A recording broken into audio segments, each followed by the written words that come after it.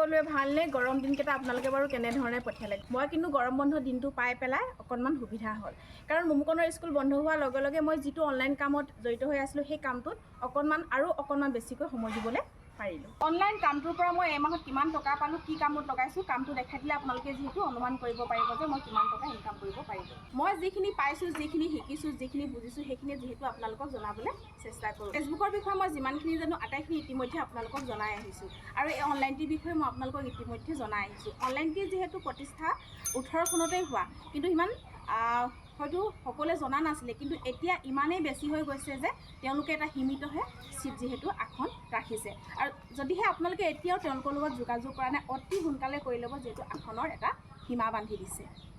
মই ভাবিছোঁ মোৰ দৰে গৃহিণীসকলে, মই যেনেকৈ স্বাৱলম্বী হৈছোঁ ঠিক তেনেকৈ মোৰ দৰে গৃহিণীসকলেও স্বাৱলম্বী হওক।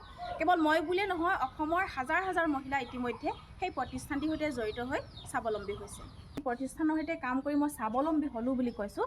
আচলতে মই সেইখিনি আপোনালোকক দেখাব বিচাৰিছোঁ। এই যে আপোনালোকে দেখিছে ফাৰ্মখন, ইয়াৰ পৰা সেই তালৈকে মই ফাৰ্মখন বন্ধ কৰি ৰাখিছিলোঁ আজি কিছুদিনৰ পৰা, কাৰণ মোৰ অকণমান আৰ্থিকভাৱে মোৰ কম আছিলে, আৰু সেই পইচাখিনি যিহেতু মই সেই প্ৰতিষ্ঠানটিৰ সৈতে কাম কৰি মই অলপ মোটাকৈ ধন পাইছোঁ, আৰু এতিয়া ভাবিছোঁ এই ফাৰ্মখন মই পুনৰ আৰম্ভ কৰিম। এতিয়া আপোনালোকে অনুমান কৰক যে এখন ফাৰ্মত কিমান, এইখিনি আচলতে ফাৰ্ম বুলি ক'লেতো কুকুৰা ফাৰ্ম সকলোৱে গম পাইছে। মই ইয়াত যিটো কুকুৰা ভৰা ফাৰ্মখন আপোনালোকে ওপৰৰ পৰা মুধলৈ যদিহে চাই গম পাব যে ইয়াত কিমানখিনি কুকুৰা ধৰিব, আৰু মোৰ অহা সপ্তাহত মোৰ ইয়াতকৈ অকণমান আৰু মোটাকৈ ধন এটা পাম, যিহেতু সেইকাৰণে এতিয়াৰ পৰাই মই আৰম্ভ কৰি দিছোঁ যে ফাৰ্মখন মই এবাৰ পুনৰ আৰম্ভ কৰিম। এতিয়া যিটো আপোনালোকে অনুমান কৰিব পাৰিছে যে মই অনলাইনত কাম কৰি কিমান টকা ইনকাম কৰিব পাৰিছোঁ।